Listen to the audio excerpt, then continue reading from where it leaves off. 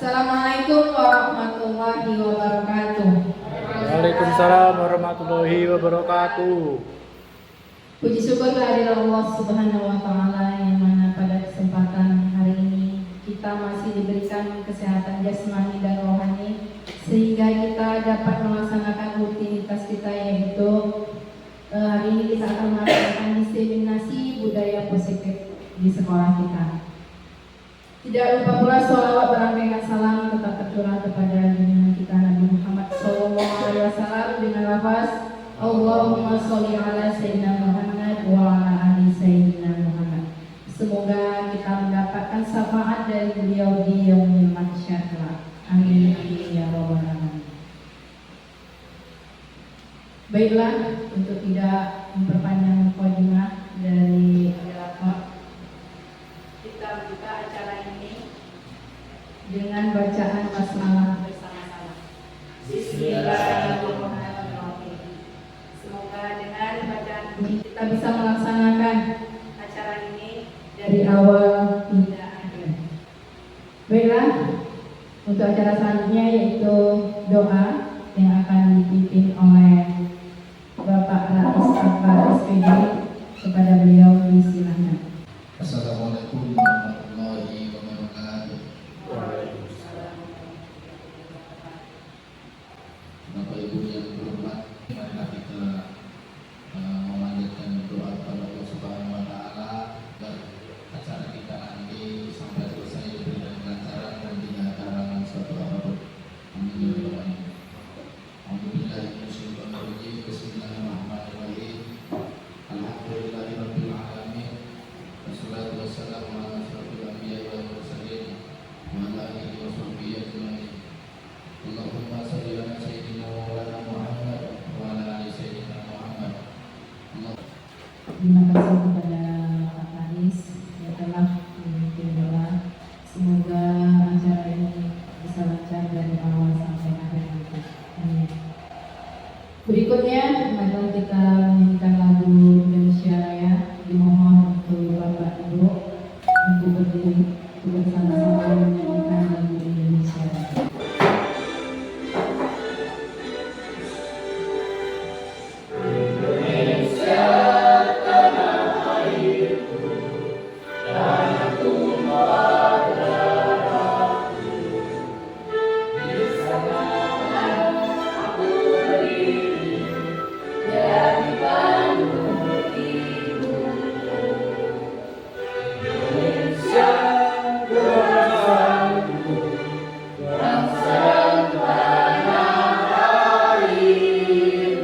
Acara selanjutnya adalah kata sambutan yang akan disampaikan oleh Bapak Kepala Sekolah atau yang mewakili. Kepada Bapak Nurudin Wasid SPD disilakan. Assalamualaikum warahmatullahi wabarakatuh. Waalaikumsalam warahmatullahi wabarakatuh. Alhamdulillah, alhamdulillahirabbil alamin. Wassalatu wassalamu ala asyrofil anbiya'i wal mursalin wa ala alihi wa ashabihi ajmain. Rabbi shrah li sadri wa yassir li amri wa hlul 'uqdatam min lisani yafqahu qawli, amma ba'du.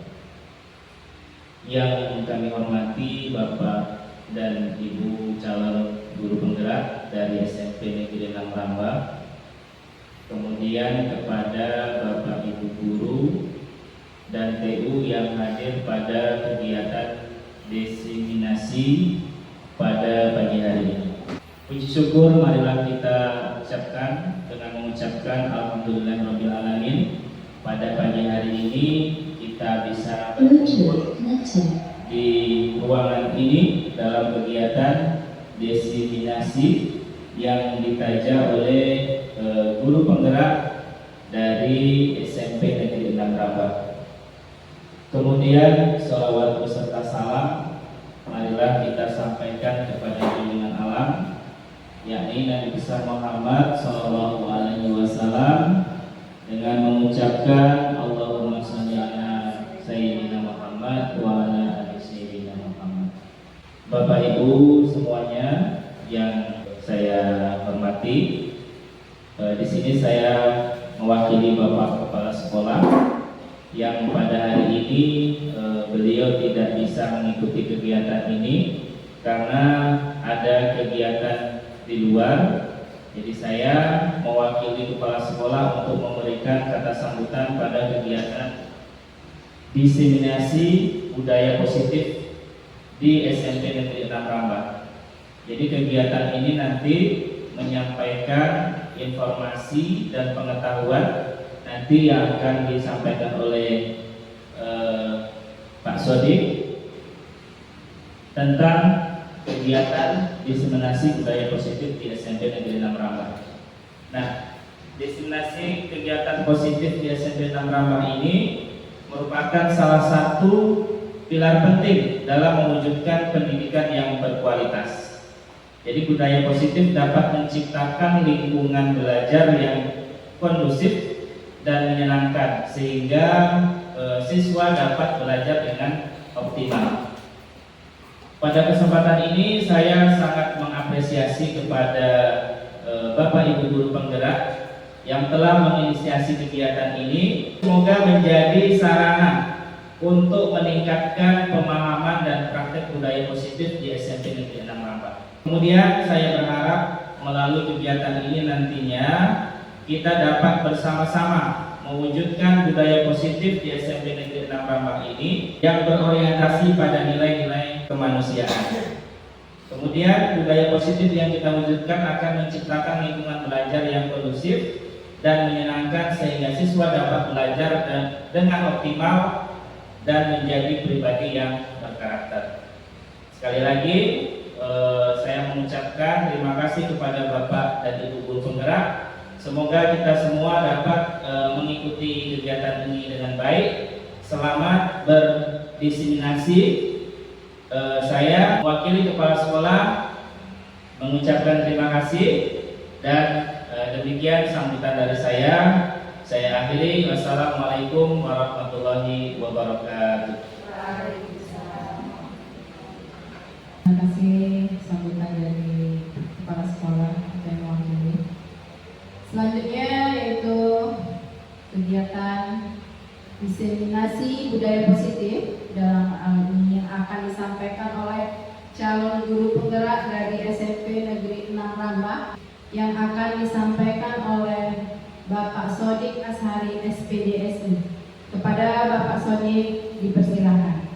Assalamualaikum warahmatullahi wabarakatuh. Selamat pagi Bapak Ibu guru hebat semuanya. Pertama-tama dan yang paling utama, marilah kita ucapkan puja dan puji syukur kehadirat Allah Subhanahu wa taala yang mana pada kesempatan pagi hari ini kita semuanya dapat berkumpul bersama di sekolah kita ini untuk mengikuti kegiatan diseminasi budaya positif di SMP Negeri 6 Rambah. Kedua kalinya sholawat beragaikan salam tidak lupa kita aturkan pada junjungan Nabi Agung Nabi Muhammad SAW dengan lafaz Allahumma sholli ala sayyidina Muhammad wa ala ali sayyidina Muhammad. Yang terhormat pada seluruh majelis guru dan staf tata usaha SMP Negeri 6 Rambah. Pada kesempatan kali ini, seperti yang kita agendakan, kegiatannya adalah diseminasi budaya positif. Sebenarnya budaya positif itu sudah banyak kita jalankan di sekolah. Nah, tapi yang dimaksud budaya positif di sini itu seperti apa? Maka kita akan mempelajarinya satu persatu. Pada kesempatan kali ini, tujuan untuk melaksanakan kegiatan diseminasi yang pertama adalah meningkatkan kesadaran dan pemahaman tentang pentingnya budaya positif di sekolah. Kemudian mendorong sekolah untuk menerapkan budaya positif dalam pembelajaran dan pengelolaan sekolah Dan yang ketiga adalah mengembangkan kapasitas sekolah untuk menciptakan lingkungan belajar yang positif dan aman bagi semua siswa. Selanjutnya, konsep budaya positif. Dalam budaya positif ini yang akan saya bahas di sini, yang pertama adalah perubahan paradigma belajar. Kemudian disiplin positif itu sendiri. Selanjutnya adalah nilai-nilai kebajikan. Berikutnya adalah kebutuhan dasar manusia. Kemudian motivasi perilaku manusia, posisi kontrol guru. Yang ketujuh ada keyakinan kelas, dan yang terakhir nanti ada segitiga restitusi. Itulah yang akan kita bahas dalam kegiatan ini. Nah, yang pertama adalah perubahan paradigma belajar. Kalau mungkin selama ini kita mengajar di sekolah, itu kita patokannya adalah seluruh siswa mendapatkan ilmu yang sama, mendapatkan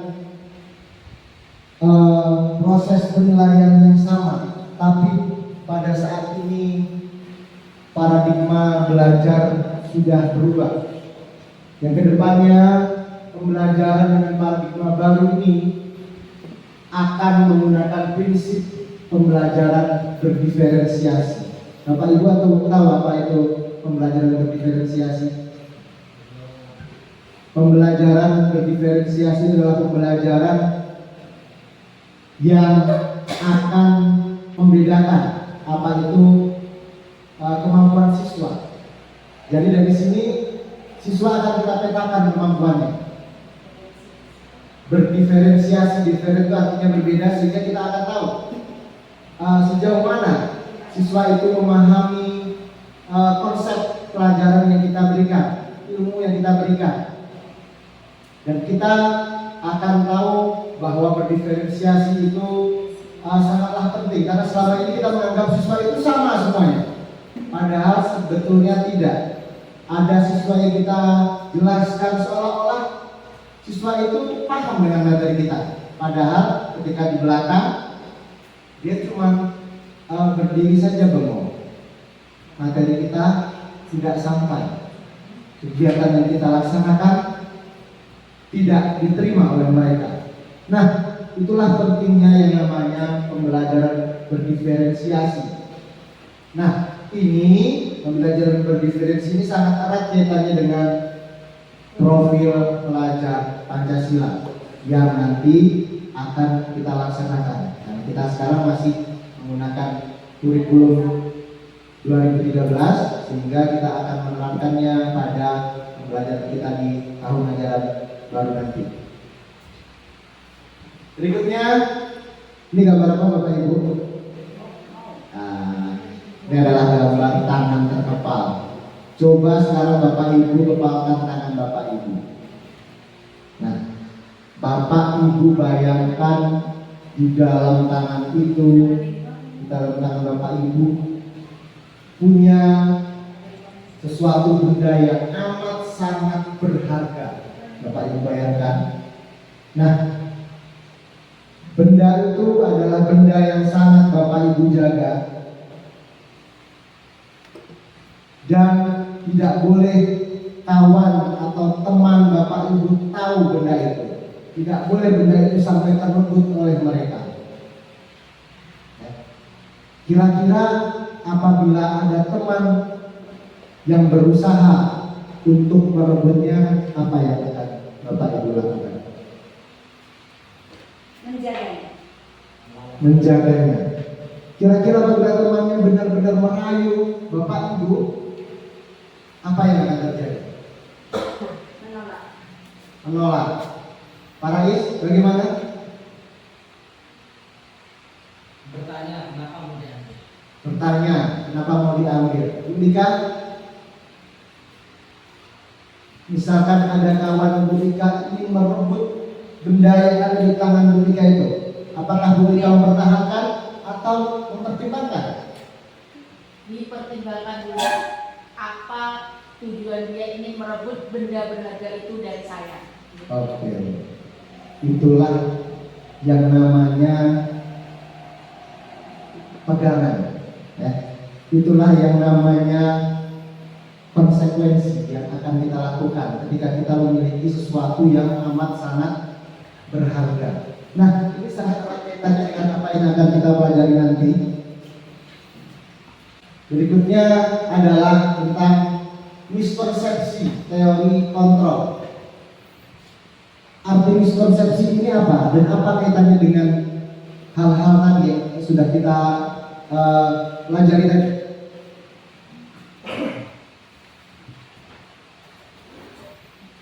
Miskonsepsi itu artinya adalah selama ini mungkin terjadi kesalahan pandangan, kesalahan konsepsi tentang teori kontrol. Yang pertama yaitu ilusi bahwa guru itu mengontrol murid.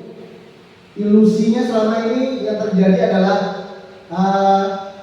di sekolah kita atau keseharian kita ketika kita mengajar bahwa kita ini harus, ya kan, yang kita ciptakan bahwa kita ini harus mengontrol murid sedemikian rupa, harus mengawasi murid, harus membuat peserta didik itu disiplin, harus membuat peserta didik itu patuh kepada kita.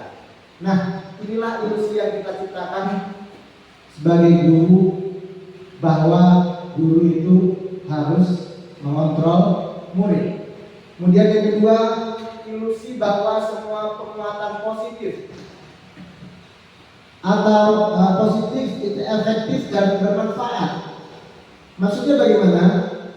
Bahwa semua penguatan hal-hal positif yang kita tanamkan ke siswa itu kita pasti beranggapan bahwa siswa itu pasti menjalankannya, siswa itu pasti senang. Tapi apa yang terjadi ternyata tidak semudah itu. Ternyata banyak hal-hal di luar dari kendali kita. Nah, selama ini padahal kita memberikan penguatan ke siswa itu seolah-olah semuanya efektif dan bermanfaat bagi siswa. Ternyata banyak hal yang terbuang sia-sia, banyak hal yang tidak berjalan. Nah, itu yang kedua. Kemudian yang ketiga, ilusi bahwa kritikan kepada siswa dan membuat rasa bersalah pada siswa itu mampu menguatkan karakter.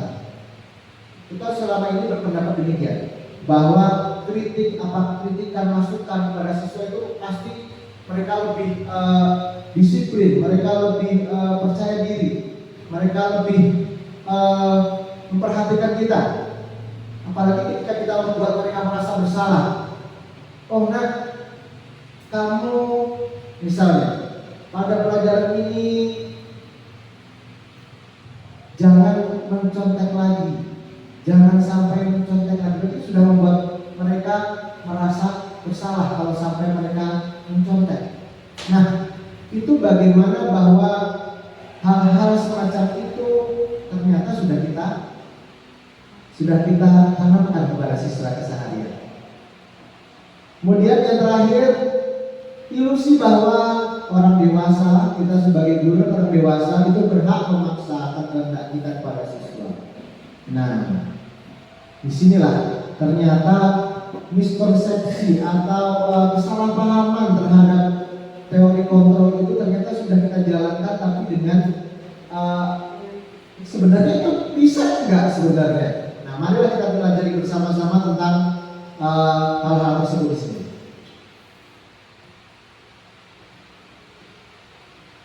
Kemudian kita akan mempelajari bagaimana mengubah paradigma atau pandangan kita terhadap stimulus respon yang kita alami setiap hari atau setiap saat itu menjadi pendekatan teori kontrol. Yang pertama misalnya stimulus respon atau respon yang kita hadapi sehari-hari itu bagaimana kita yang kita dapatkan ini kita ubah pendekatannya menjadi teori kontrol. Yang pertama, realitas atau kebutuhan kita semuanya itu sama Selama ini kita beranggapan seperti itu, bahwa seluruh siswa itu kebutuhannya sama. Pada kenyataannya, kebutuhan siswa itu adalah tidak sama. Siswa yang mungkin kurang daya tangkapnya akan berbeda kebutuhannya dengan siswa yang cepat tangkapnya. Kemudian semua orang melihat hal yang sama. Kita selama ini beranggapan bahwa ketika siswa kita jelaskan materinya, kita terangkan, kita beranggapan bahwa semua siswa itu melihat hal yang sama. Padahal ada juga yang paham, ya kan? Nah, padahal kalau kita ubah stimulusnya menjadi stimulus respon, setiap orang itu pasti memiliki gambaran yang berbeda. Kemudian kita mencoba mengubah orang agar berpandangan sama dengan kita. Nah, hal ini bisa kita ubah menjadi pendekatannya kita berusaha memahami pandangan orang lain tentang dunia. Selanjutnya, perilaku buruk dapat dilihat sebagai suatu kesalahan. Padahal kalau kita menggunakan pendekatan lain, bisa saja semua perilaku itu meskipun itu buruk pasti memiliki tujuan. Kemudian stimulus respon yang lain adalah orang lain bisa mengontrol saya. Yang selama ini kita anggap. Padahal kita juga bisa menggunakan pendekatannya, yaitu hanya Anda yang bisa mengontrol diri Anda, karena kita sendiri, ya kan? Hanya kita lah yang bisa mengontrol diri kita, bukan orang lain. Jadi jangan sampai terpengaruh dengan pendapat orang. Kita punya pendapat dan prinsip sendiri. Berikutnya, saya bisa mengontrol orang lain. Itu selama ini kita terapkan bahwa kita bisa mengontrol siswa. Sebenarnya kita bisa menggunakan pendekatan yang lebih baik lagi adalah Anda tidak bisa mengontrol orang lain. Berikutnya, pemaksaan ada pada saat bujukan itu gagal. Misalnya bujukan kita kepada siswa itu, ayo anak datang lebih pagi lagi, rupanya besok diulang lagi, dia terlambat. Nah, lama-kelamaan kita menggunakan cara paksaan, ya. Nah, sampai kita beranggapan bahwa pemaksaan itu lebih efektif untuk mengatasi hal-hal. Nah, dengan pendekatan teori kontrol kita bisa mengubahnya dengan berkolaborasi dan memiliki konsensus yang menciptakan pilihan-pilihan baru. Kita punya alternatif yang bisa kita berikan. Yang terakhir, model berpikir menang atau kalah. Bisa atau nggak bisa. Nah, ini bisa kita ubah menjadi model berpikir menang. Jadi semuanya bisa kita dapatkan seperti itu. Itulah pengubahan paradigma stimulus respon tadi menjadi ke pendekatan teori kontrol. Yang selanjutnya adalah disiplin positif. Apa itu sebenarnya disiplin positif? Disiplin positif ini berasal dari kata disiplina yang artinya belajar. Nah, disiplin ini mengacu pada disiplin diri yang memiliki tanggung jawab terhadap apa yang dilakukan berdasarkan nilai-nilai yang diyakini. Sehingga suatu disiplin positif di sini merupakan salah satu cara penerapan disiplin yang bertujuan untuk menumbuhkan kesadaran serta memberdayakan peserta didik tanpa adanya reward atau penghargaan, ancaman atau hukuman. Jadi nggak perlu ada iming-iming dikasih hadiah, nggak perlu ditakut-takuti dengan hukuman. Mereka mau dengan senang hati menerapkan disiplin. Sebagai pendidik, tujuan kita adalah menciptakan peserta didik yang memiliki disiplin diri sehingga mereka berperilaku mengacu pada nilai-nilai kebijakan universal dan memiliki motivasi intrinsik dalam perubahan perilaku ke arah yang lebih baik. Itulah tentang disiplin positif. Selanjutnya, Selain disiplin positif, di sini juga akan disampaikan tentang nilai-nilai kebajikan. Nilai-nilai kebajikan itu sebenarnya apa, Bapak Ibu?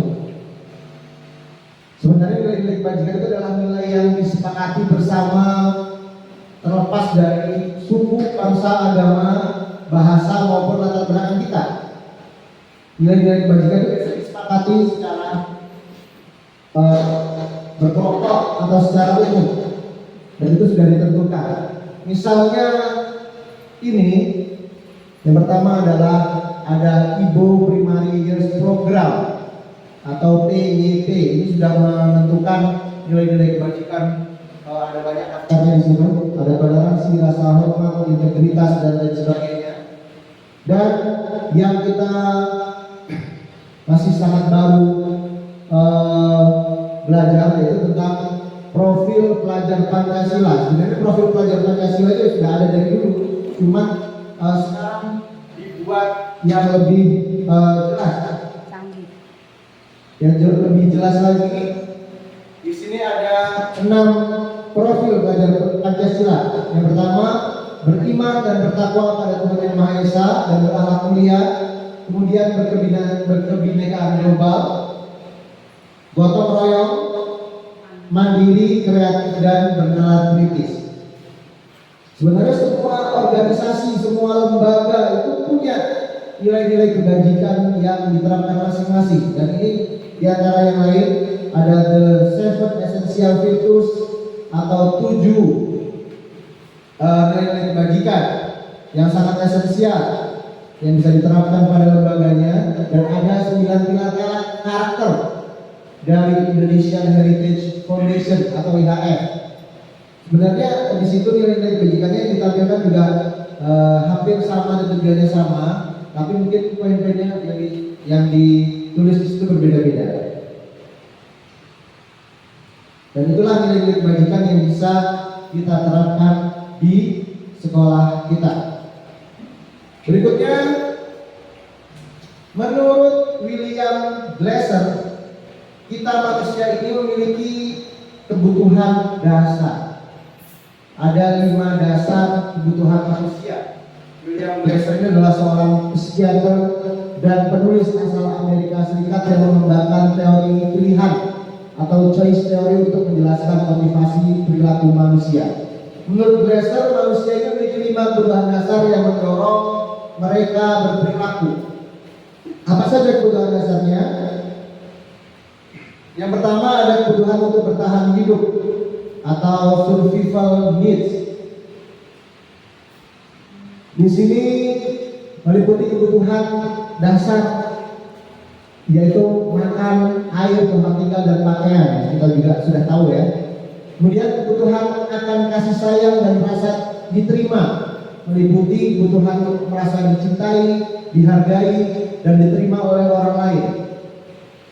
Kemudian kebutuhan akan kekuasaan atau harga diri, meliputi kebutuhan untuk merasa mampu, berkompeten, dan berharga. Nah, kalau kita bayangkan, semua orang memiliki ini, semua orang berhak atas ini, dan termasuk kita juga sebagai guru dan anak-anak kita sebagai murid, semuanya pasti punya kebutuhan dasar ini. Yang berikutnya yaitu keempat, kebutuhan akan kebebasan, meliputi kebutuhan untuk memiliki pilihan dan kontrol atas hidup kita. Dan itu setiap siswa juga punya. Dan yang terakhir, kebutuhan akan kesenangan dan kenikmatan, meliputi kebutuhan untuk merasa bahagia, rileks, dan menikmati hidup. Saya yakin Bapak Ibu juga punya kan yang terakhir ini. Iya dong. Nah, kita juga butuh untuk rileks, butuh untuk bahagia, butuh untuk menikmati hidup.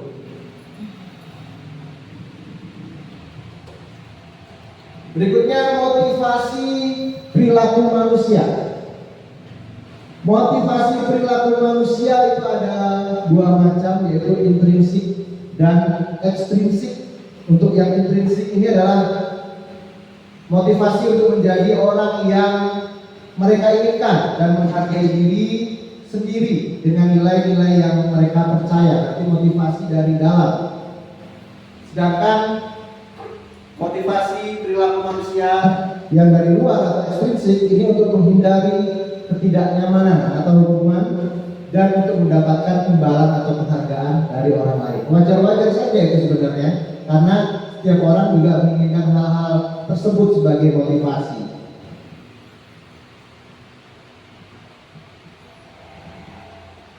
Selanjutnya, nah dari ranah motivasi tadi kita masuk ke hukuman, konsekuensi, dan restitusi.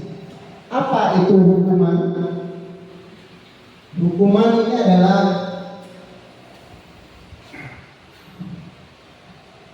sering terjadi karena hal yang tidak terencana atau tiba-tiba. Kemudian murid tidak tahu apa yang akan terjadi atau dia tidak melibatkan. Kemudian hukuman ini biasanya bersifat satu arah. Satu arah berarti ya hanya guru pada murid saja hukuman. Kemudian biasanya bisa kita lakukan bisa berupa fisik atau psikis. Nah, itu yang terjadi di lapangan. Kemudian kita juga sebagai guru pasti memberikan konsekuensi pada siswa kita. Konsekuensi itu adalah hal-hal yang terencana atau disepakati sesuai dengan peraturan. Dan apabila konsekuensi kita berikan, pasti murid itu dibuat tidak nyaman. Iya kan Bu? Ya. Nah, kemudian sikap guru ini selalu memonitor atau mengawasi murid. Itulah ketika kita memberikan konsekuensi. Nah, bagaimana dengan restitusi? Apakah berbeda? Restitusi adalah proses untuk menciptakan kondisi bagi murid untuk memperbaiki kesalahan. Dan di situ tercipta proses kolaboratif yang mengajarkan murid untuk mencari solusi sendiri. Nah, untuk gambarannya marilah kita lihat video berikut.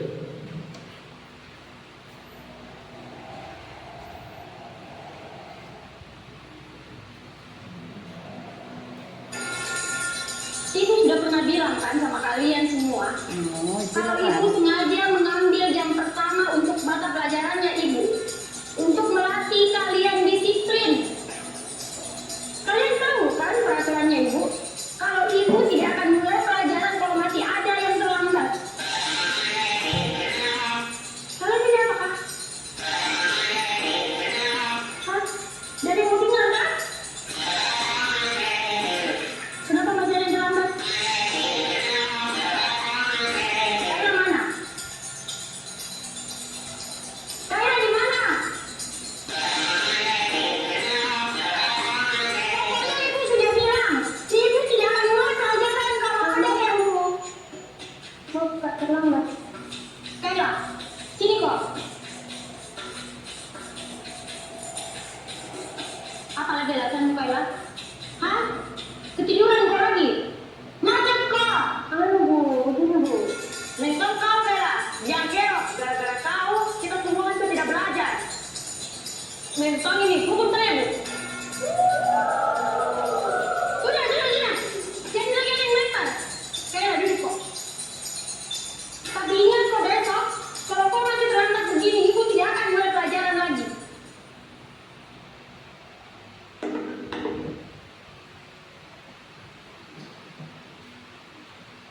Nah, dari video tadi mungkin sudah tergambar. Kira-kira apa tadi yang diberikan oleh guru tersebut, Bapak Ibu?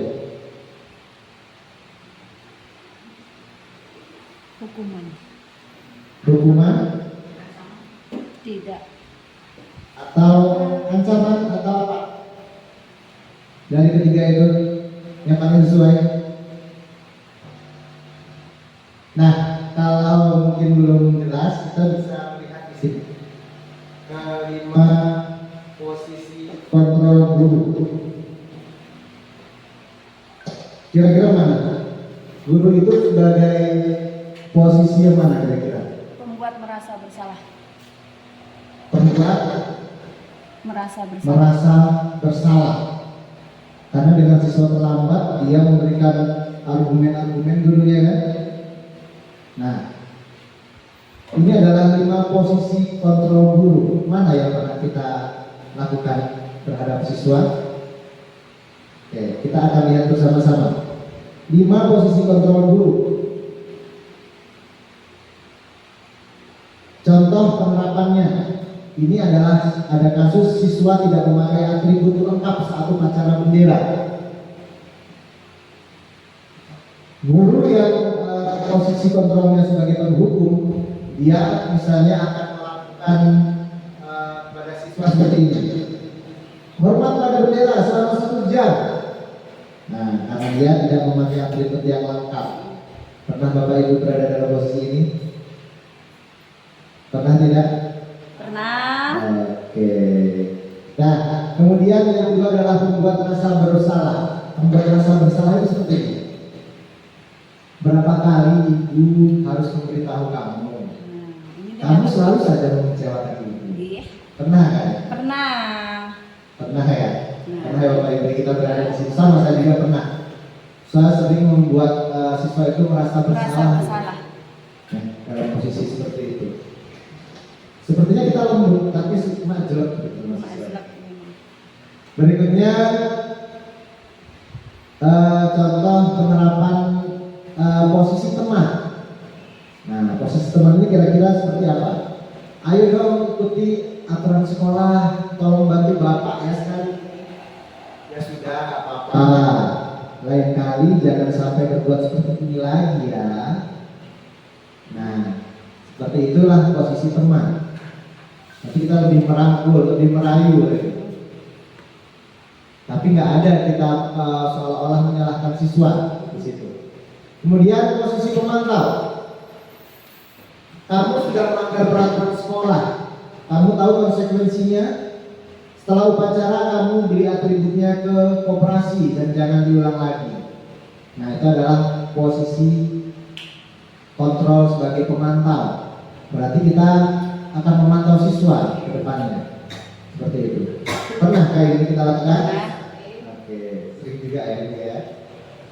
Dan yang terakhir adalah posisi sebagai manajer. Apakah kamu tahu kesalahan kamu? Kira-kira bagaimana kamu memperbaiki kesalahanmu?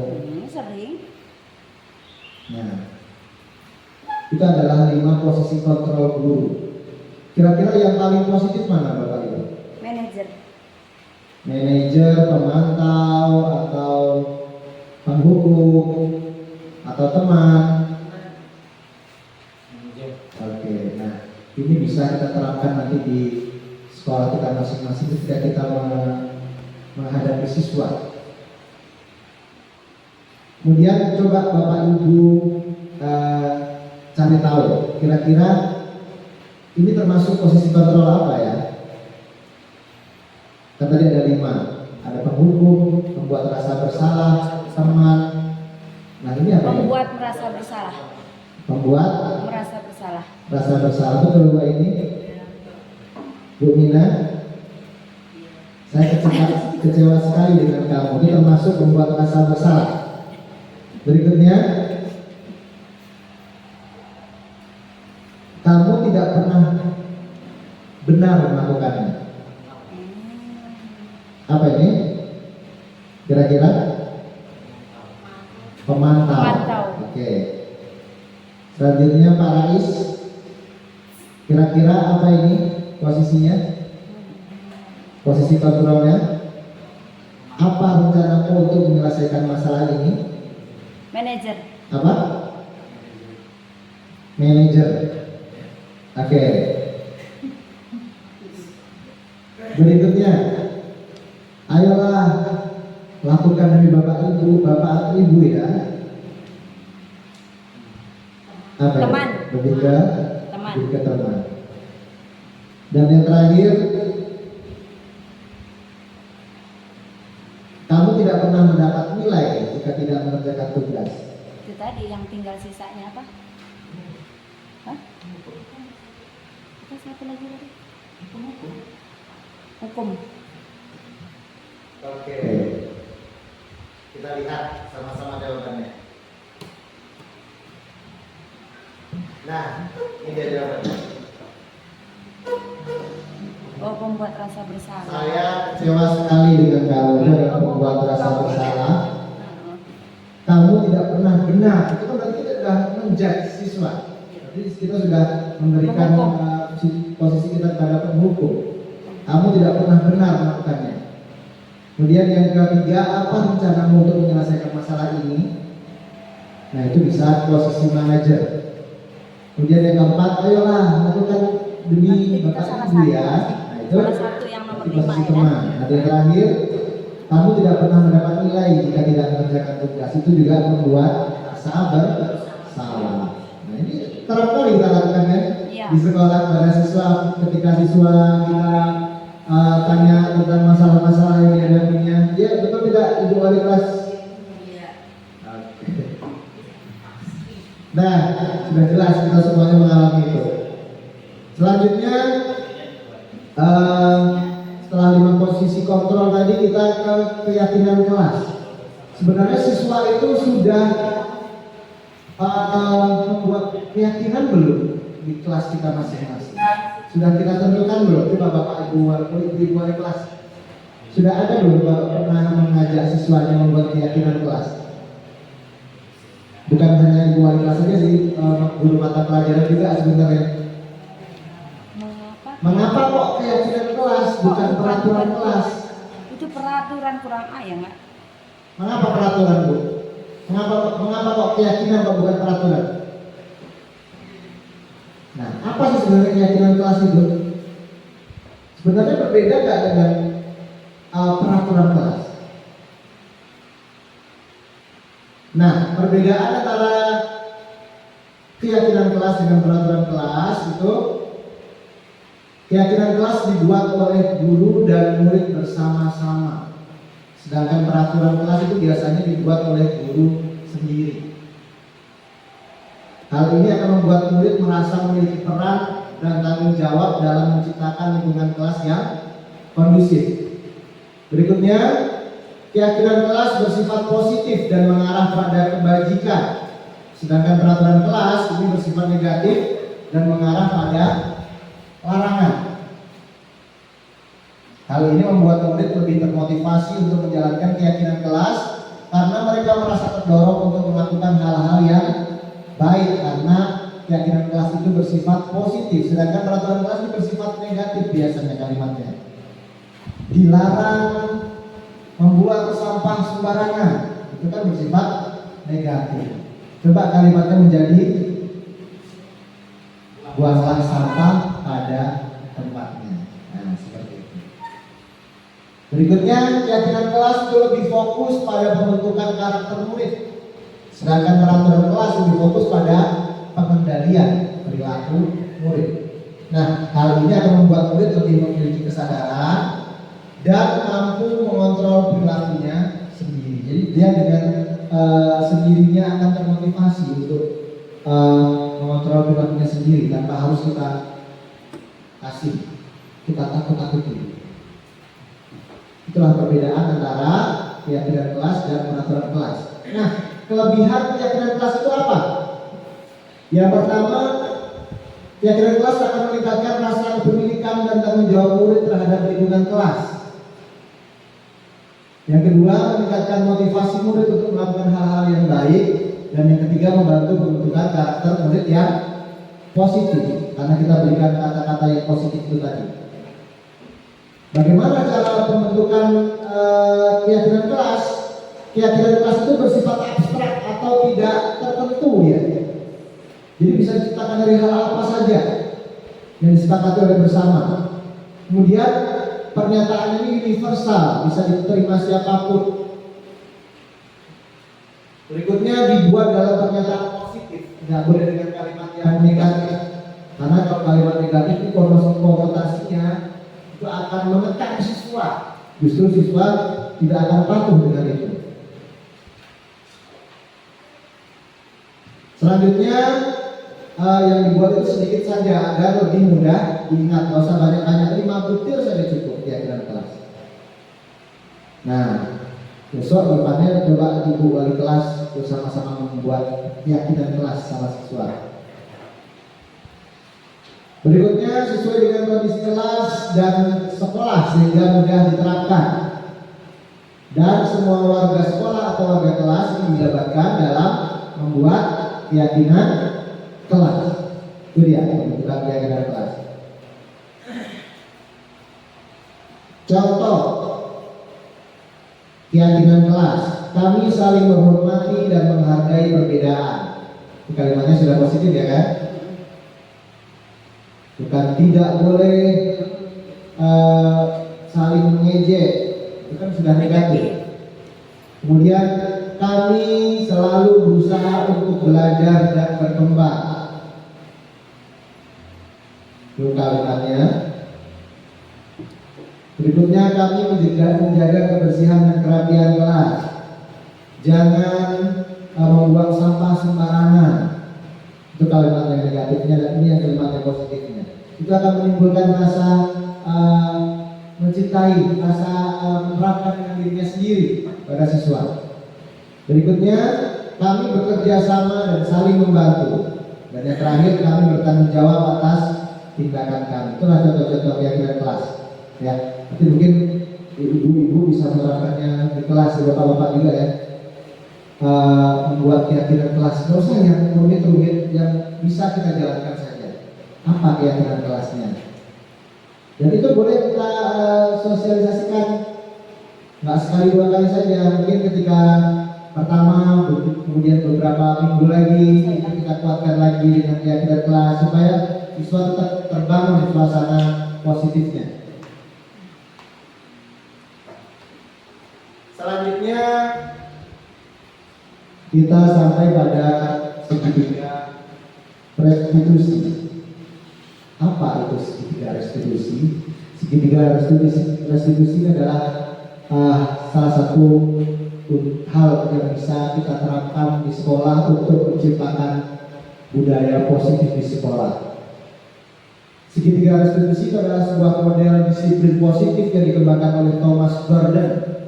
Dan model ini bertujuan untuk membantu anak-anak atau siswa untuk belajar dari kesalahan mereka dan memperbaiki hubungannya dengan orang lain. Misalnya siswa bermasalah dengan kawannya, atau bermasalah dengan gurunya, bermasalah dengan orang tuanya, dengan dirinya sendiri. Nah, kita bisa menerapkan segitiga restitusi untuk mencari solusi bersama siswa. Apa sih segitiga restitusi itu? Segitiga restitusi adalah 3 langkah yang bisa kita lakukan pada siswa. Yang pertama yaitu menstabilkan identitas. Tahap kedua, validasi tindakan yang salah. Dan yang terakhir, menanyakan keyakinan. Itulah segitiga restitusi yang bisa kita terapkan. Apa saja sebenarnya tahap-tahap itu? Yang pertama, menstabilkan identitas. Misalkan ada siswa yang bermasalah, kita stabilkan identitasnya bagaimana caranya? Nah, langkah ini bertujuan untuk membantu siswa untuk merasa diterima, dicintai, terlepas dari kesalahan yang mereka lakukan. Jadi guru memberikan pujian, memberikan penguatan positif pada anak. Meskipun dia itu sudah berbuat salah, yang mungkin membuat guru itu sedikit nakal, sedikit kesal, tapi kita tahan dulu, jangan langsung kita emosi, tapi kita berikan penguatan dulu terhadap anak. Karena ya sebenarnya pada dasarnya siswa itu semuanya punya hal-hal positif. Disitulah kita bangun hal-hal positifnya. Kita kuatkan mereka, kita berikan pujian. Oh, kamu itu sebenarnya loh anak baik. Kamu itu pandai ketika dalam kelas atau pandai berbicara. Ibu juga suka kamu itu ketika kamu dikasih pertanyaan kamu menjawab. Nah itu sangat suka sekali. Kasih jempol kepada mereka. Disitulah kita menstabilkan identitas. Berikutnya tahap yang kedua adalah ini contohnya, contoh kalimatnya. Contoh kalimat dari menstabilkan identitas. Yang pertama, berbuat salah itu nggak apa-apa kok. Nah, setelah mereka berbuat salah kita kasih kayak ini kan Gimana siswa Kak? Oh, Bahagia. ternyata tidak apa-apa. Tapi sebenarnya ada tahap berikutnya. Jangan cuma kita Sampai di kasih situ. berbuat salah itu nggak apa-apa, kita tambah senang deh. Nah, kemudian nggak ada manusia yang sempurna. Orang kalau sudah dikasih kayak gitu kan kemana nggak ada, ya. Mereka melakukan kesalahan kasih seperti itu. Kemudian saya atau guru bapak juga pernah melakukan kesalahan seperti itu. Pendekatan. Jadi itulah pendekatan kita lakukan. Nah, kita bisa kok menyelesaikan ini. Kemudian Bapak tidak tertarik mencari siapa yang salah, tapi Bapak ingin mencari solusi dari permasalahan ini bersama kamu. Nah, kemudian bisa juga seperti ini. Kamu berhak kok merasa begitu. Kita kasih seperti. Jadi dia berpendapat ya, dia ungkapkan. Kemudian apakah kamu sendiri menjadi teman yang baik buat dirimu? Nah, itu bisa juga kita lakukan pertanyaan-pertanyaan seperti itu untuk menstabilkan identitas dia. Kan kalau dia sudah membuat kesalahan, otomatis dia goncang, ya kan? Otomatis dia agak jelas dia merasa bersalah, merasa takut dan lain sebagainya. Nah, kita stabilkan dulu identitasnya. Baru kemudian kita masuk ke yang kedua, yaitu memvalidasi tindakan yang salah. Memvalidasi artinya oh dia itu udah berbuat salah, kita jelaskan, kita tegaskan di situ. Nah, langkah ini bertujuan untuk membantu siswa untuk memahami bahwa tindakan mereka telah merugikan orang lain. Nah, setelah kita kasih tadi, barulah kita masuk ke permasalahan dia. Nah, kemudian guru atau orang tua dapat melakukan hal ini dengan mendengarkan anak dan penuh perhatian dan empati, serta membantu mereka untuk melihat dampak negatif dari tindakan mereka. Ini nggak cuma bisa kita laksanakan di sekolah saja ya Bapak Ibu, mungkin dengan anak Di rumah. dari Bapak Ibu semua di rumah juga bisa kita laksanakan. Dengan orang tua yang lain juga bisa dilaksanakan ketika di rumah. Jadi bisa terbangun komunikasi yang positif dengan anak kita. Nah, validasi tindakan yang salah seperti apa kalimatnya? Nah, misalnya nih, padahal kamu bisa melakukan yang lebih buruk dari ini ya. Nah, kayak gitu. Tapi kamu nggak melakukannya. Kamu pasti punya alasan kenapa melakukan. Kita cari tahu permasalahan itu apa. Kenapa sih dia buat seperti itu? Kamu patut bangga pada dirimu sendiri karena kamu telah melindungi sesuatu yang penting buat kamu. Nah, itu berarti kita tetap memberikan penguatan juga gitu. Kemudian kamu boleh mempertahankan sikap kamu itu, tapi kamu harus menambahkan sikap yang baru. Nah, itu validasi tindakan yang salah. Yang terakhir yaitu, nah di tahap berikutnya adalah menanyakan keyakinan. Langkah ini bertujuan untuk membantu siswa untuk mempertimbangkan kembali nilai-nilai mereka dan membuat komitmen untuk tidak mengulangi kesalahan yang sama.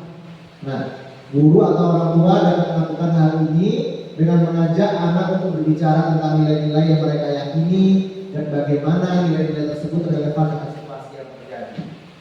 Menanyakan keyakinan itu juga bisa dengan keyakinan kelas tadi yang sudah kita bahas. Nah, misalnya itu ada berkaitan dengan keyakinan kelas, berarti keyakinan kelas apa yang sudah kita sepakati bersama selama ini?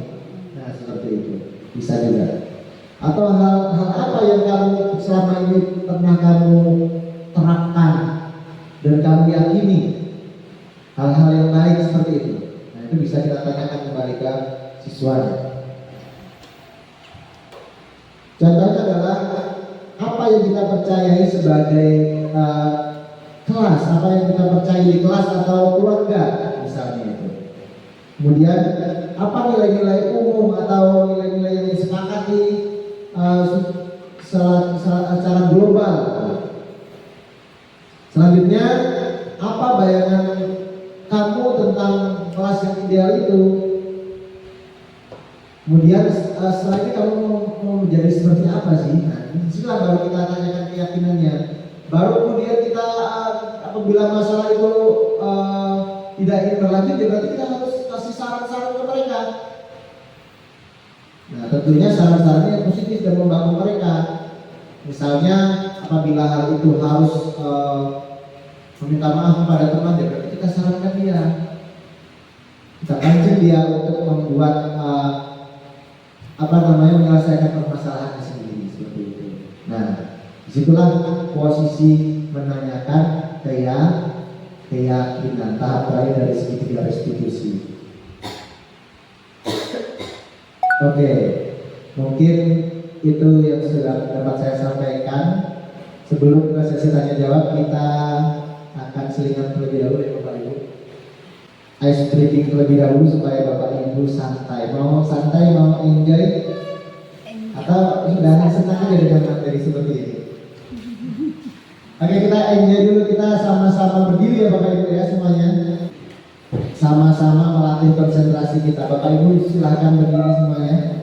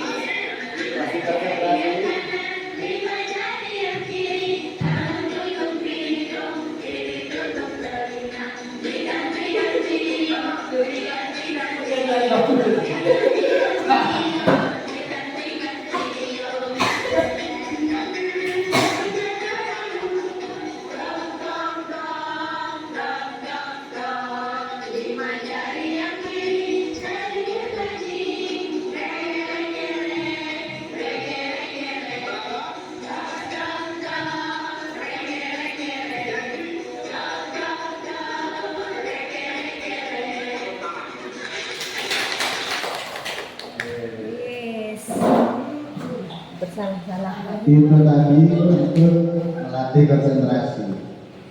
Bapak Ibu sudah konsentrasi atau Bapak Ibu langsung konsentrasi?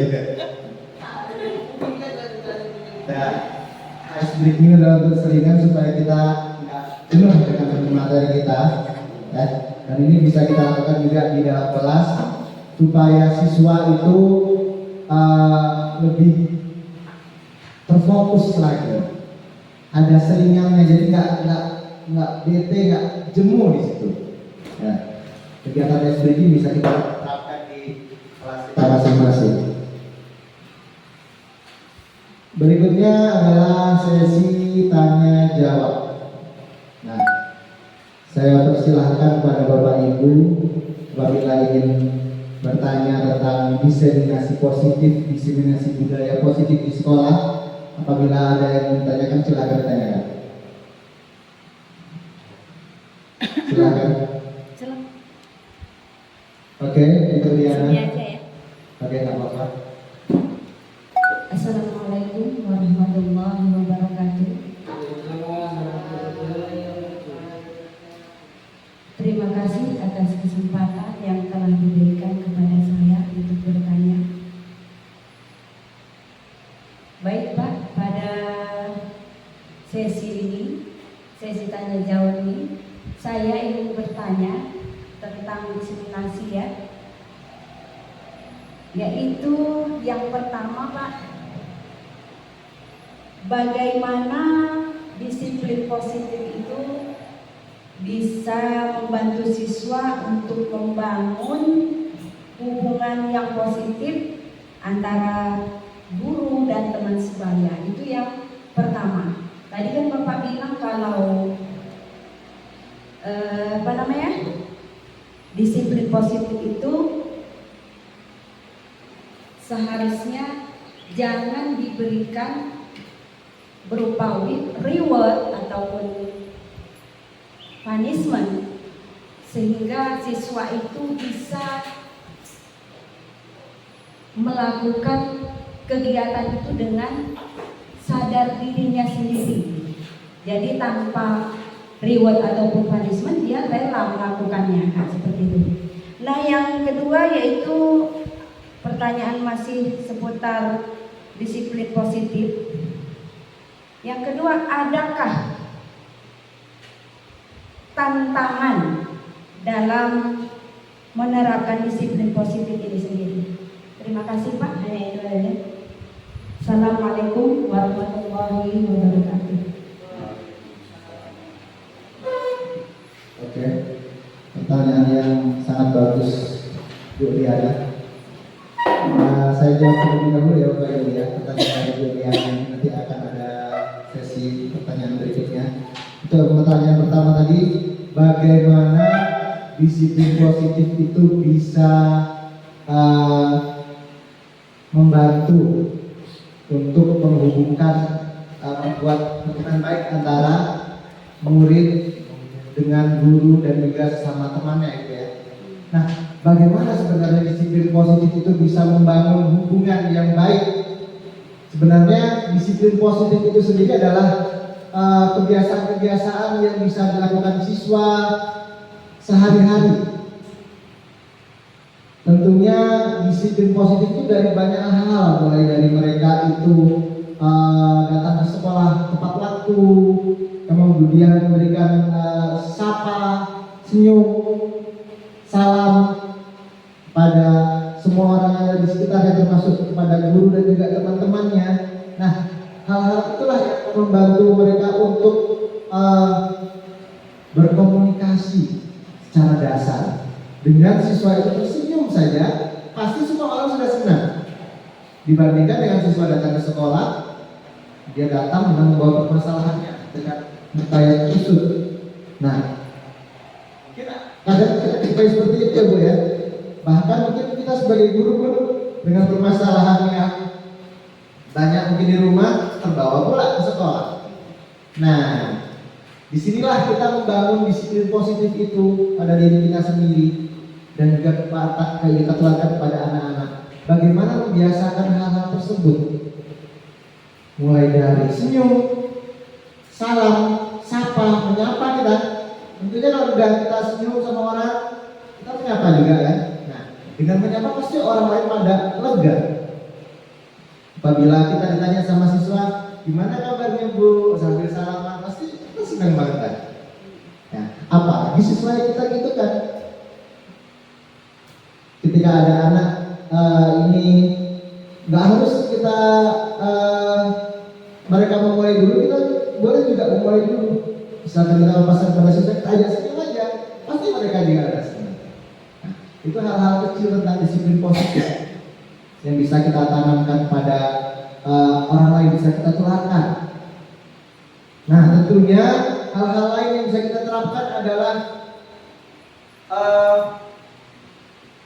misalnya adalah hal-hal yang berkaitan dengan keyakinan kelas itu tadi. Keyakinan kelas sudah kita bangun, tentunya siswa di sini kita memberikan motivasi untuk melakukan hal-hal tersebut.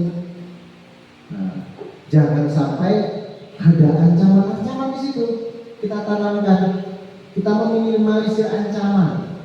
Kita bangun dengan kalimat-kalimat yang positif, mengajak, lebih ke mengajak. Oke. Kemudian kita juga meminimalisir adanya hukuman. Ketika kita nampak siswa salah, kita cari alternatifnya bagaimana supaya dia tidak mengulanginya. Kita cari, kita tanya, sebenarnya apa sih yang mau mereka? Kita tanyanya dengan hal-hal yang tentunya membangun itu tadi. Nah, mungkin terlalu banyak masalahnya, kita selesaikan secara perlahan-lahan. Saya tidak semua siswa berbuat demikian. Seperti itu. Itu yang kemudian pertanyaan pertama. Oke. Apakah sudah jelas? Jelas. Oke, mantap sekali. Yang kedua. Oke, yang kedua adalah sebenarnya apa tantangan yang kita dapatkan ketika menerapkan disiplin positif di sekolah? Ya kan, seperti itu pertanyaannya. Oke. Tantangannya apa? Nah, tantangan yang kita hadapi itu sangat banyak sekali. Kita tahu bahwa siswa kita ini bermacam-macam, tabiatnya, perilakunya itu bermacam-macam. Ada siswa yang pendiam, ada siswa yang aktif, ada siswa yang berbicaranya lantang, kemudian ada siswa yang lari sana lari sini sukanya seperti itu. Nah, itulah tantangan kita. Tapi kita tidak bisa menerapkan hal-hal disiplin positif itu secara merata dengan satu cara. Tidak bisa. Kita lihat dulu siswanya seperti apa karakternya. Seperti itu. Karakternya seperti apa, bagaimana cara pendekatan kita kepada mereka. Kita perlu memberikan masukan-masukan yang positif, masukan-masukan yang membangun, mengajak mereka.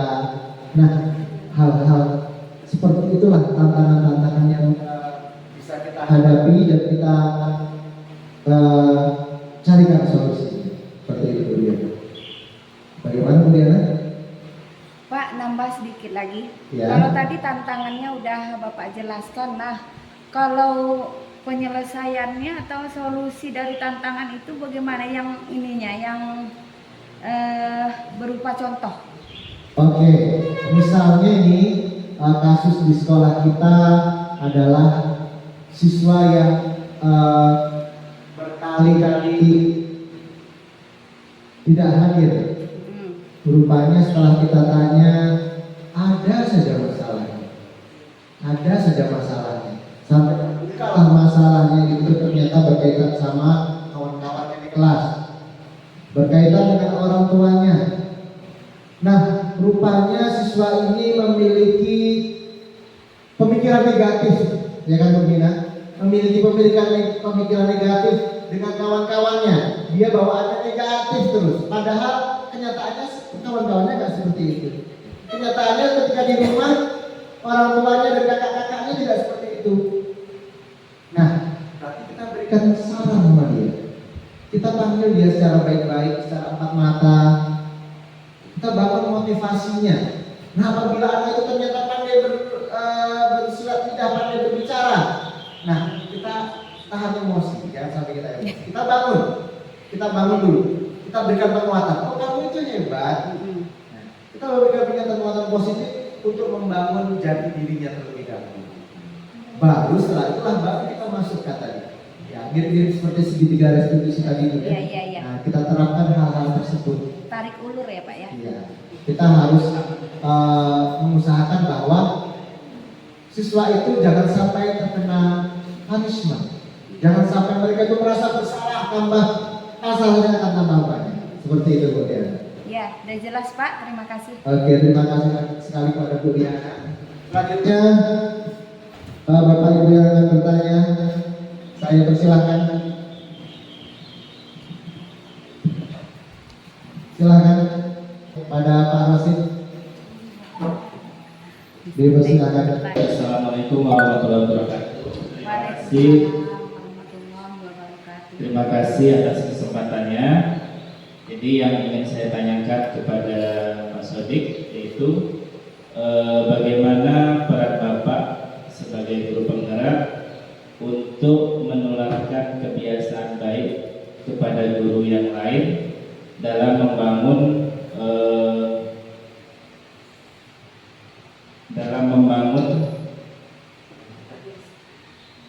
kebiasaan baik di sekolah kita. Jadi sekali lagi saya ulang pertanyaannya, bagaimana peran Bapak sebagai guru penggerak untuk menularkan kebiasaan baik kepada guru lain untuk membangun iklim yang baik di sekolah. Terima kasih. Terima kasih kepada Pak Rosid. Terima kasih kepada Pak Rosid, pertanyaannya juga bagus sekali ya. Ini pertanyaan yang sangat berat karena berkaitan erat dengan saya. Nah, bagaimana cara saya membangun budaya positif dan menularkan pada rekan-rekan yang lain? Nah, ini tentunya cara membangunnya, saya tentunya akan memberikan contoh yang positif, yang baik, supaya teman-teman semua termotivasi. Contoh yang baik itu berupa apa? Mungkin ya saya akan ke kelas ketika mengajar itu memberikan hal-hal yang positif, itu kita gambarkan. Ya, mungkin pembelajarannya dibuat lebih menarik, lebih menantang pada siswa, dan ini bisa menciptakan budaya positif. Kemudian hal-hal lain di luar kelas, misalnya memberikan penyuluhan kepada siswa itu seperti apa. Nah, ini kita praktekkan dengan cara-cara yang baik. Nah, dari situlah tentunya guru-guru yang lain pasti akan tergerak, akan termotivasi. Dari contoh dari diri kita sendiri itulah kita akan memberikan impact kepada kawan-kawan kita yang lain. Nah, kemudian salah satu hal lain ya tadi melakukan diseminasi kegiatan budaya positif. Tentunya ini pasti akan membuat jiwa Bapak Ibu semuanya bersemangat. Ya. Bagaimana cara menumbuhkan budaya positif di sekolah. Dan ini memang harus kita terapkan di sekolah kita, karena selama ini mungkin kita lihat ada hal-hal yang mungkin kita anggap mengalami penurunan. Nah, itulah kita perbaiki secara bertahap. Di mana ada hal-hal yang negatif, ada hal-hal yang tidak benar terjadi di sekolah kita perbaiki bersama-sama. Nah, tentunya kita juga apabila ada hal yang tidak bisa kita hadapi sendiri, ya tentunya kita bisa kerjasama, bertanya kepada kawan-kawan kita. Karena kita ini satu sekolah tentunya adalah kekuatan yang sangat besar. Ya, masing-masing Bapak Ibu tentunya punya ide sendiri, ya kan, yang membangun kita masing-masing. Apalagi kalau kita bersatu, kita satukan pemikiran kita untuk mengatasi solusi-solusi yang terjadi. Baik itu tentang anak didik kita, tentang sekolah kita, bagaimana untuk menciptakan lingkungan yang positif, budaya yang positif, supaya kegiatan belajar mengajar ini menjadi berjalan dengan lancar. Oke, Pak Rosid, ada tambahan? Oke, terima kasih yang banyak ya Pak Rosid atas pertanyaannya. Ada lagi Bapak Ibu yang bertanya? Oke, Ibu Nora ini, silakan. Terima kasih kepada calon guru penggerak yang sudah presentasikan hasil diseminasi budaya positifnya dengan baik, ya, dengan bagus. Jadi di sini kami memaparkan sebagai calon guru penggerak. Assalamualaikum. Ini Bapak akan memilih gelar guru penggerak nantinya. Dan apa yang semua yang sudah Bapak sampaikan di sini tentang budaya positif, tentunya ini berorientasi kepada peserta didik kita dan ke sekolah kita tentunya, untuk melakukan perubahan dan kemajuan-kemajuan yang kita harapkan bersama ke depannya. Nah, yang saya ingin tanyakan kepada Bapak, bagaimana Bapak sebagai calon guru penggerak, ya, menerapkan nilai dan peran guru penggerak ini untuk menerapkan atau yang berorientasi yang berpihak kepada murid kita. Mungkin itu saja Pak. Terima kasih. Assalamualaikum warahmatullahi wabarakatuh. Waalaikumsalam warahmatullahi wabarakatuh. Terima kasih kepada Ibu Nur Aini telah memberikan pertanyaan yang juga sangat baik, sangat bagus. Saya akan mencoba menjawab bagaimana nanti di depannya saya sebagai calon guru penggerak, ketika sudah menjadi guru penggerak, bagaimana menggerakkan sekolah kita ini untuk kedepannya lebih baik dengan peran peran guru penggerak, nilai-nilai dan peran guru penggerak, supaya sekolah kita itu lebih berpihak kepada siswa. Nah, kita tahu bahwa sebenarnya kita mendirikan sekolah, semua orang punya sekolah, mendirikan sekolah, pemerintah mendirikan sekolah, tujuannya adalah untuk anak bangsa, untuk murid, untuk siswa. Tujuan utamanya itu. Dan disinilah peran kita bahwa yang namanya guru itu harus menjadi fasilitator, menjadi teladan bagi murid-murid kita. Semua hal kita upayakan, semua hal kita pikirkan agar murid kita ini berkembang dengan baik. Itu tujuannya. Nah, bagaimana bisa kita anggap itu sebagai hal-hal yang diterapkan seutuhnya kepada siswa? Kita tahu bahwa yang namanya pendidikan itu harus menyeluruh, harus holistik, harus dari segala hal tentang siswa, mulai dari perilakunya, mulai dari pengetahuannya, keagamaannya, atau sikapnya sosialnya pada kawan-kawannya atau gurunya. Nah, inilah yang kita kembangkan. Hal-hal inilah yang kita kembangkan semuanya supaya pendidikan atau ilmu yang berjalan pada siswa itu menyeluruh. Nggak cuma tentang pengetahuan doang, nggak cuma tentang mata pelajaran saja yang kita sampaikan, tapi seluruh hal kita perhatikan. Nah, itulah tugas kita sebagai guru. Nah, sebagai guru penggerak, ya tentunya saya nanti ke depannya akan memotivasi seluruh guru untuk memperhatikan itu. Jadi kita ke sekolah tidak cuma ngajar saja Bapak Ibu ya, kita juga ikut mendampingi siswa, ya kan, memberikan motivasi. Kita upayakan semuanya, perkembangannya. Kita ikutkan mereka ke ekstrakurikuler dan lain sebagainya. Kemudian apabila ada hal-hal tentang perilaku dan lain sebagainya yang mungkin tidak sesuai, kita berikan bimbingan seperti itu. Nah, dari situlah kita bisa terjun langsung pada siswa dan sepenuhnya untuk siswa. Oke, mungkin itu Bu Nura, ini ada yang ingin ditambahkan? Oke, terima kasih yang banyak Bu Aini atas pertanyaannya, dan kepada Bapak Ibu guru semuanya terima kasih yang dapat itulah yang dapat saya sampaikan. Apabila ada kesalahan atau tutur kata yang kurang berkenan dari saya mohon maaf yang sebesar-besarnya. Saya akhiri penyampaian tentang budaya positif di sekolah kita ini. Semoga kedepannya kita bisa menerapkan budaya positif lebih baik lagi untuk kemajuan sekolah kita. Saya akhiri dan saya kembalikan kepada Ibu Moderator. Wassalamualaikum warahmatullahi wabarakatuh. Waalaikumsalam warahmatullahi wabarakatuh.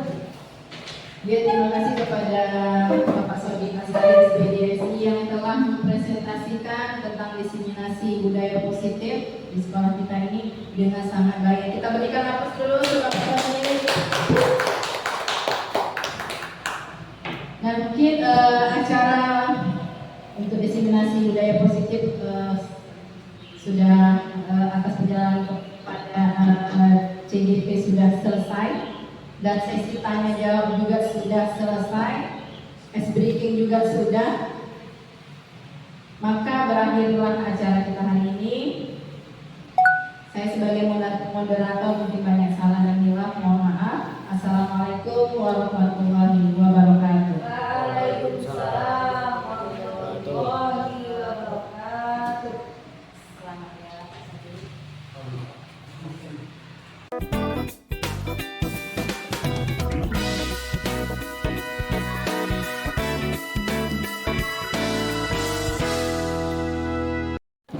Assalamualaikum warahmatullahi wabarakatuh. Waalaikumsalam warahmatullahi wabarakatuh. Selamat siang anak-anak semuanya. Siang, Pak. Pada kesempatan pagi hari ini Bapak bersama-sama anak-anak semuanya akan sama-sama menyusun keyakinan kelas. Sudah pernah tahu apa itu keyakinan kelas?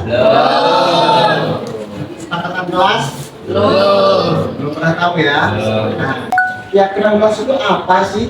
Nah, keyakinan kelas itu adalah aturan atau norma yang disepakati bersama oleh seluruh anggota kelas. Jadi kita sama-sama semuanya, semua siswa itu menyepakati keyakinan kelas tersebut. Kemudian keyakinan kelas ini dapat menjadi pedoman bagi siswa untuk berperilaku dan berinteraksi dengan baik di dalam kelas. Itulah keyakinan kelas. Kemudian tujuan pembuatan atau penyusunan keyakinan kelas itu adalah untuk menyusun keyakinan kelas bersama-sama dengan seluruh siswa. Kemudian keyakinan kelas yang disusun bersama siswa ini diharapkan dapat menjadi pedoman bagi siswa untuk berperilaku dan berinteraksi dengan baik di kelas. Itulah tujuannya untuk menyusun keyakinan kelas. Pengertiannya, keyakinan kelas ini adalah pernyataan yang menggambarkan nilai-nilai yang disepakati bersama oleh warga kelas, seluruh anggota kelas, untuk menciptakan lingkungan belajar yang aman, nyaman, dan positif. Nah, mengapa keyakinan kelas itu penting? Karena keyakinan kelas itu bisa menciptakan lingkungan belajar yang positif, kemudian membantu kita semua untuk memahami aturan kelas, dan kemudian membantu siswa berperilaku sesuai dengan nilai-nilai yang disepakati. Kemudian yang terakhir, meningkatkan motivasi belajar siswa.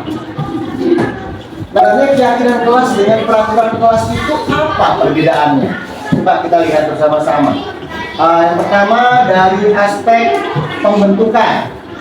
Kalau keyakinan kelas itu disepakati bersama oleh guru dan murid. Peraturan kelas ini sifatnya biasanya dibuat oleh guru. Maka dari itu keyakinan kelas dan peraturan kelas berbeda, ya.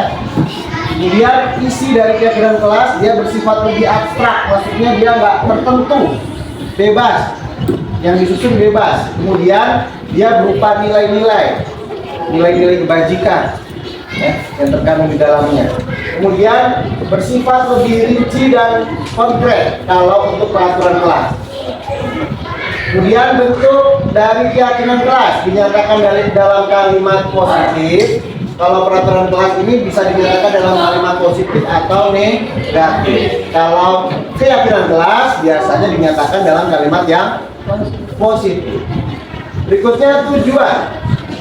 Tujuan dari keyakinan kelas adalah menciptakan budaya positif dan kondusif untuk belajar. Sedangkan peraturan kelas tujuannya menjaga ketertiban dan keamanan kelas. Berbeda nggak kira-kira tujuannya? Beda ya. Menciptakan budaya positif dan kondusif untuk belajar. Yang peraturan kelas menjaga ketertiban dan keamanan kelas. Oke. Kemudian penerapannya pada keyakinan kelas dia lebih berfokus pada kesadaran dan motivasi, kesadaran diri kita. Ya, kita lebih sadar untuk melakukan hal-hal positif. Itu dibentuknya keyakinan kelas. Nah, kemudian keyakinan kelas ini memotivasi kita untuk belajar bersungguh-sungguh, untuk lebih sadar diri, seperti itu. Nah, kalau peraturan kelas biasanya fokusnya lebih patuh. Patuh itu dalam artian mentaati peraturan, seperti itu. Nah, bedanya apa? Kalau kepatuhan itu kan kamu lebih dituntut, ya kan? Nah, kalau penerapan keyakinan kelas kamu lebih menyadari dengan diri sendiri. Ya. Ngerti maksudnya? Kamu sadar dengan diri sendiri, dengan lapang dada kamu. Wah, kita harus begini, seperti itu. Tahu ya bedanya ya? Kemudian dampaknya apa bagi siswa? Yang keyakinan kelas ini dampaknya adalah meningkatkan partisipasi siswa dan peraturan kelas meningkatkan disiplin. Apakah siswa yang berpartisipasi ini tidak disiplin? Biasanya dia dengan berpartisipasi sudah pasti dia bertukar rasa disiplin. Berbeda.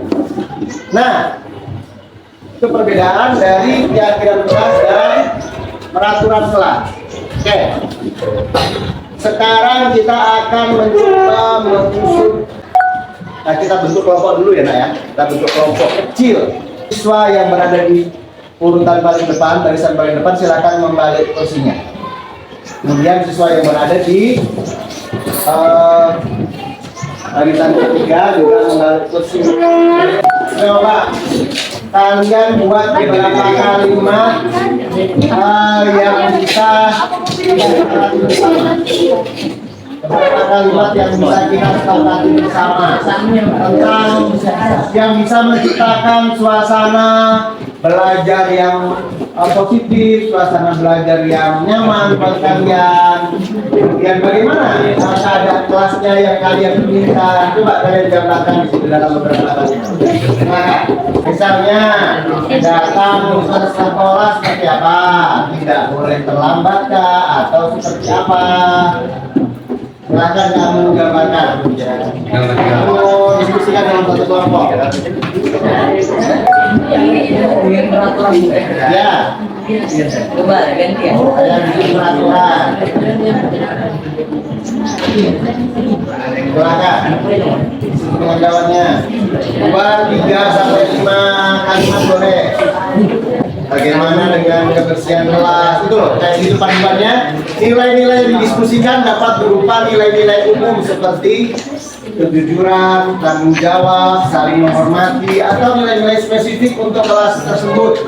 Misalnya saling membantu, ya, saling menghargai, saling menghormati, menjaga kebersihan kelas, datang ke sekolah tepat waktu. Coba kamu.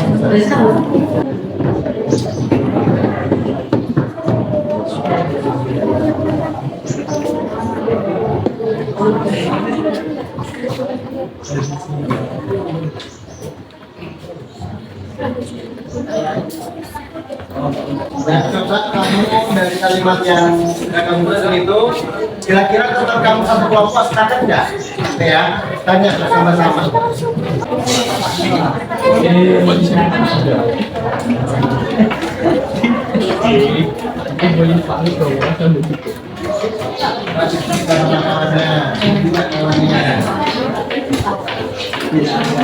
Sudah semua? Sudah lebih dari 3? Sudah 3? Dari daftar-daftar yang sudah kamu buat, kita memilih mana nilai-nilai yang paling penting untuk diterapkan di kelas. Coba sebelumnya kita susun lagi terlebih dahulu. Mana yang paling penting di situ? Kamu tulis. Ada berapa kelompok ya, teman? 8 ya. Coba kamu pilih di sini, kamu tuliskan keyakinan kamu tadi.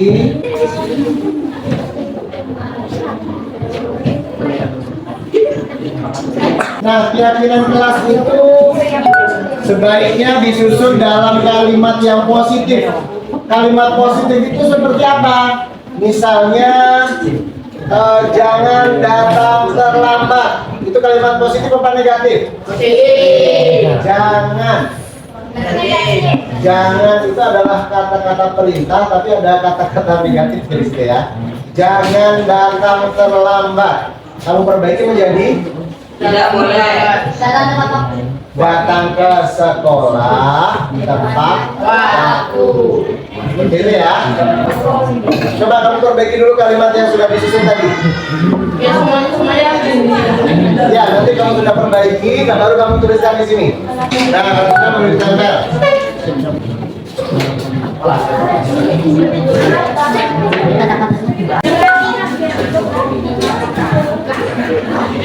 Nah, silakan yang mau menempel atasnya ya.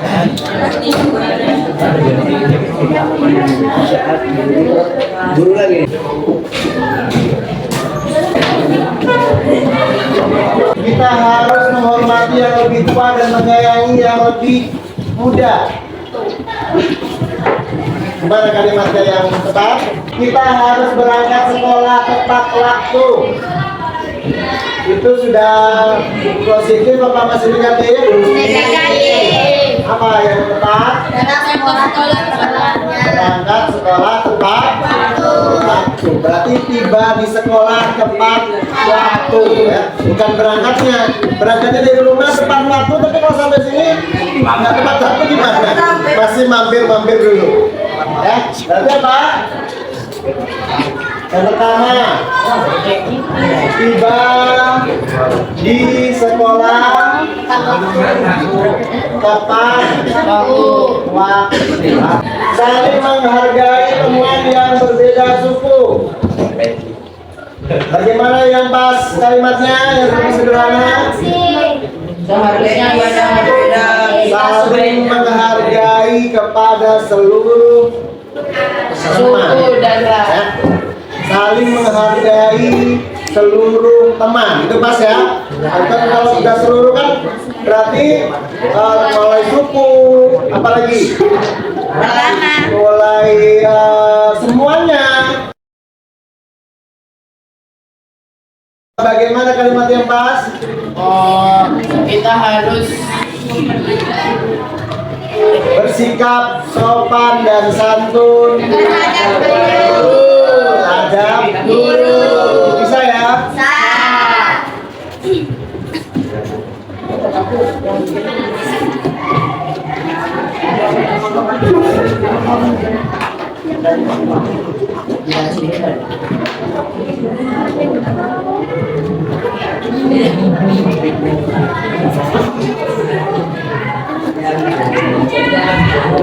Kemudian apa lagi? Ini di sini banyak nih, ada yang kelihatan kelasnya mentaati tata tertib sekolah, melakukan pembiasaan kaji dengan sungguh-sungguh, menjaga fasilitas kelas, menjaga kebersihan kelas. Itu kira-kira menjaga fasilitas kelas dan menjaga kebersihan kelas mirip nggak?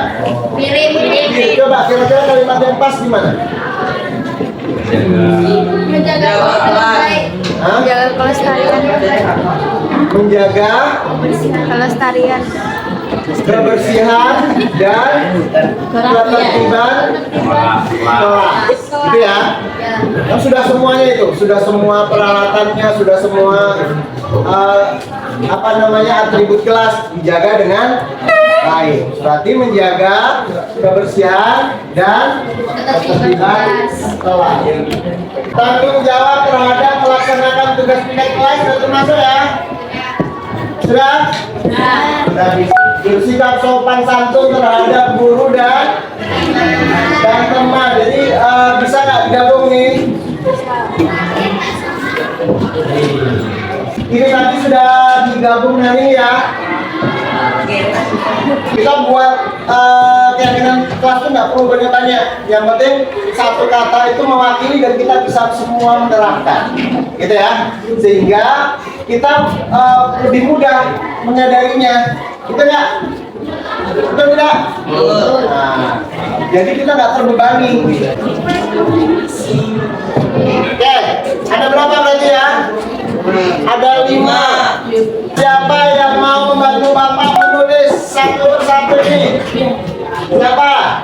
Menulis satu kalimat untuk satu lembar. Ada lagi? Ada Pak. Kasih. Sekarang ditempel mulai nomor 1 tadi. Di sini. Siapa yang menempel ke depan boleh?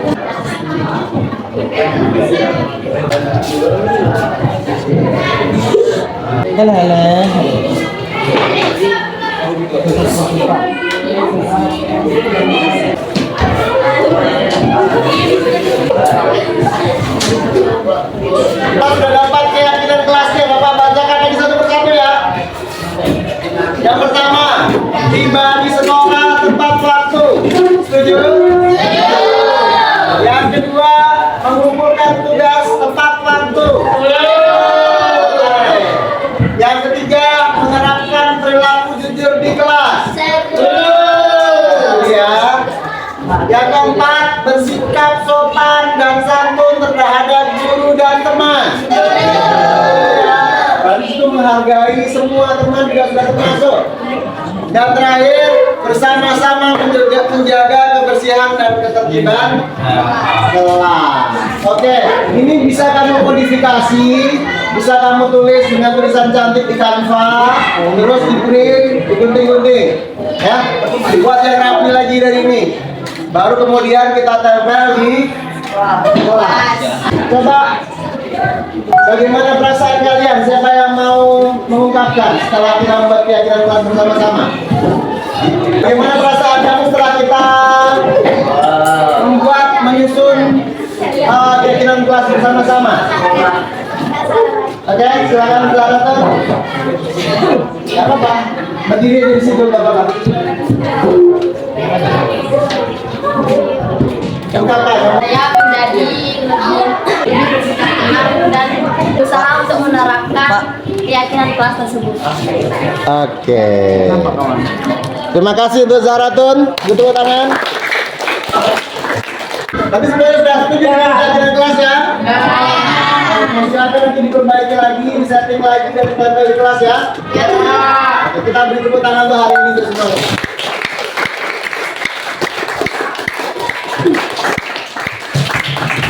Ini untuk keyakinan kelas ini kita semua merasa lebih lega ya.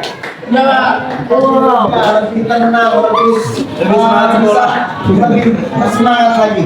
Ya. Jadi demikian untuk pembentukan keyakinan kelas bersama Bapak pada siang hari ini. Selanjutnya Bapak harap kita semuanya menerapkan keyakinan kelas ini dengan hati yang lapang, dengan lebih menyadari pentingnya keyakinan kelas ini untuk diterapkan secara bersama-sama. Itu doa Bapak ya, semoga kalian semuanya menjadi siswa-siswi yang sukses dan berhasil ke depannya. Bapak akhiri untuk pertemuan pagi hari ini. Wassalamualaikum warahmatullahi wabarakatuh. Waalaikumsalam.